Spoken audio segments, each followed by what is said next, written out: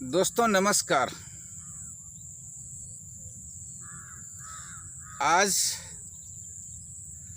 आपसे प्रार्थना है कि ये वीडियो आप लोग पूरा देखेंगे समय निकाल कर, क्योंकि हमारे यशस्वी प्रधानमंत्री जी का बखान हमारे पड़ोसी देश नेपाल में जिस तरीके से हुआ है, जिस तरीके से वहाँ डंका बजा है, मैं उसका आपको हूबहू आपके सामने रख रहा हूँ। हमारे भारत देश के यशस्वी प्रधानमंत्री श्री नरेंद्र दामोदर दास मोदी जी का डंका हमारे पड़ोसी हिंदू राष्ट्र होते हुए वहाँ नेपाल में मोदी जी की महिमा का सदन में डंका बज रहा है। वहाँ के सांसद ने बड़ी गर्मजोशी के साथ भरी सदन में महिमा मंडप किया है। देखिए भाई, बड़े जोर शोर से भारत के महान प्रधानमंत्री, यशस्वी प्रधानमंत्री।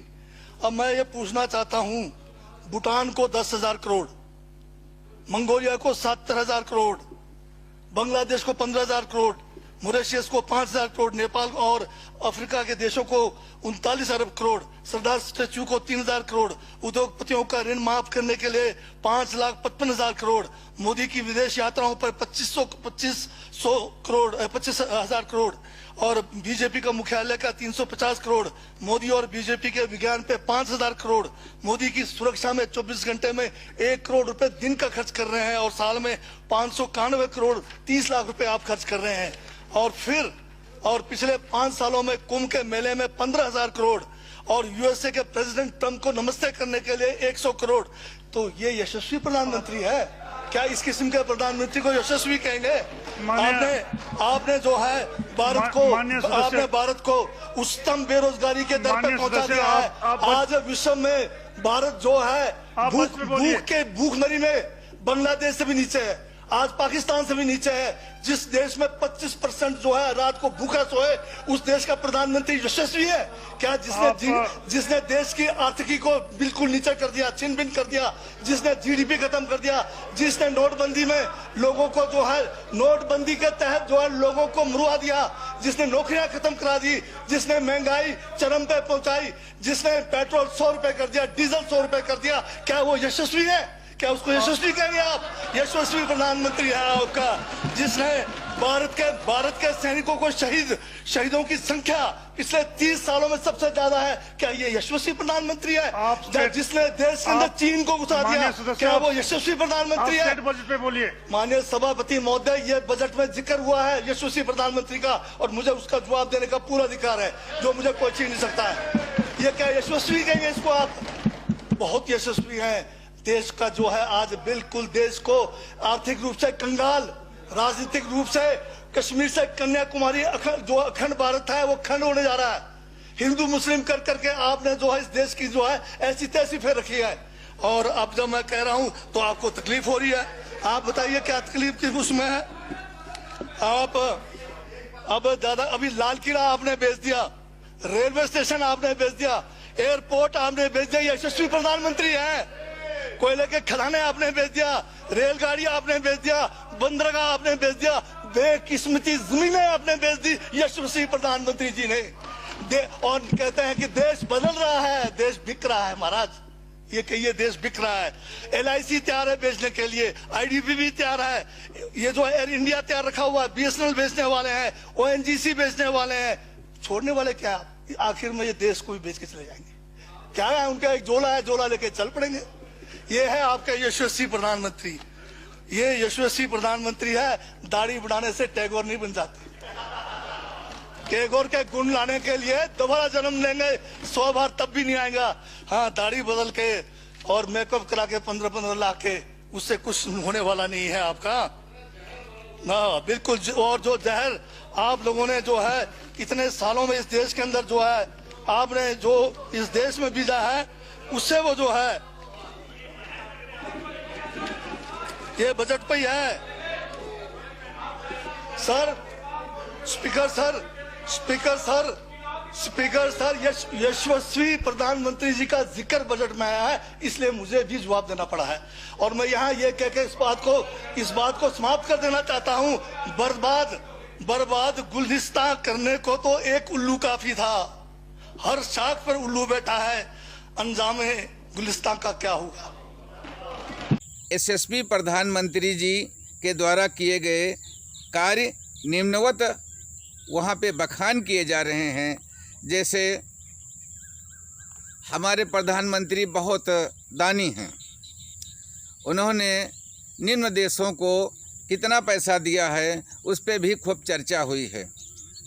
जैसे भूटान को 10,000 करोड़ दिया, मंगोलिया को 70,000 करोड़ दिया, बांग्लादेश को 15,000 करोड़ दिया, मॉरिशस को 5,000 करोड़ दिया, नेपाल और अफ्रीका के देशों 39,000 करोड़ दिया और सरदार पटेल स्टैचू का खर्च 3,000 करोड़ किया और उद्योगपतियों के कर्ज को माफ़ करने में 5,55,000 करोड़ मोदी जी ने दिया और मोदी जी की विदेश यात्रा पर 25,000 करोड़ खर्च किया और बीजेपी के मुख्यालय में बनाने के लिए 350 करोड़ खर्च किया और मोदी जी और बीजेपी के विज्ञान पर 5,000 करोड़ खर्च किया और मोदी जी सुरक्षा में 24 घंटे में